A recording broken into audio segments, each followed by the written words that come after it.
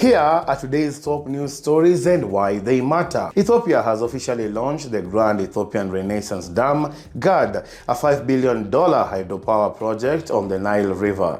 Expected to generate over 5,000 megawatts of electricity, the dam will double Ethiopia's current power output and promises transformative benefits for both rural and urban communities. The inauguration was attended by regional leaders including Kenyan President William Ruto and Djibouti's Ismail Omar Gwele. Prime Minister Abiy Ahmed hailed the GERD as a symbol of national pride and progress. However, Egypt's President Abdel Fattah el-Sisi condemned the move, citing serious concerns over water security escalating a long-standing dispute between Cairo and Addis Ababa over Nile resources. A senior figure in Uganda's opposition party, the National Unity Platform led by Bobi Wine, has reportedly been abducted, raising serious concerns about political intimidation ahead of the 2026 presidential elections. DW's Frank Yeager has the details.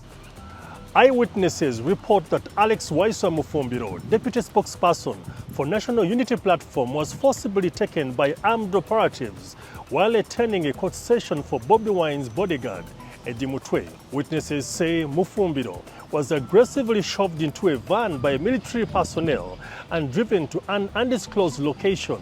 Party leaders, including Joel Senyonyi, have condemned the incident, calling it cowardly and criminal. However, police officials claim Mufumbiro was arrested for organizing unlawful gatherings and will be brought before a court soon. This development follows the recent detention of another Bobi Wine bodyguard, intensifying fears of a crackdown on opposition voices as Uganda approaches the 2026 general elections. In Kampala, anxiety is growing.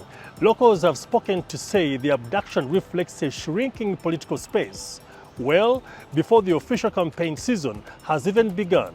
The abductions are a sign of sickness of this government and a sign of failure of this government.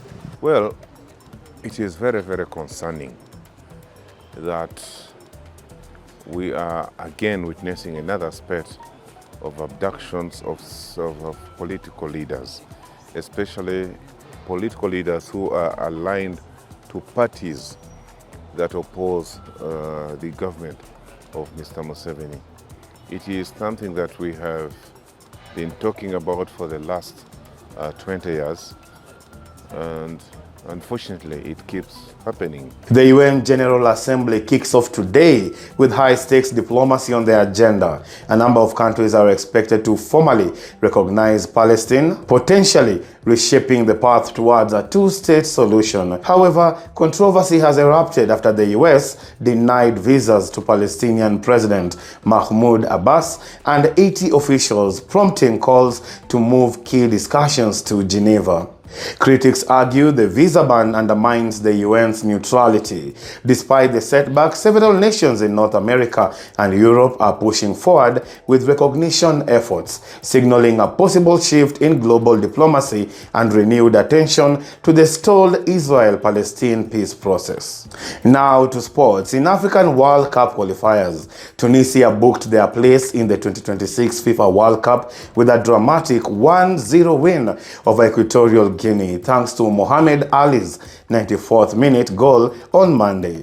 Other notable results on Monday include Libya's 2-0 victory over Eswatini and Ghana's narrow 1-0 win against Mali. Today's fixtures feature several exciting matchups: Sierra Leone versus Ethiopia, DR Congo versus Senegal, Burkina Faso versus Egypt, and South Africa versus Nigeria. And that's all we have for you today. Don't forget to leave a comment, share, like, and subscribe to our channel DW Africa. I am Andrew Wasike.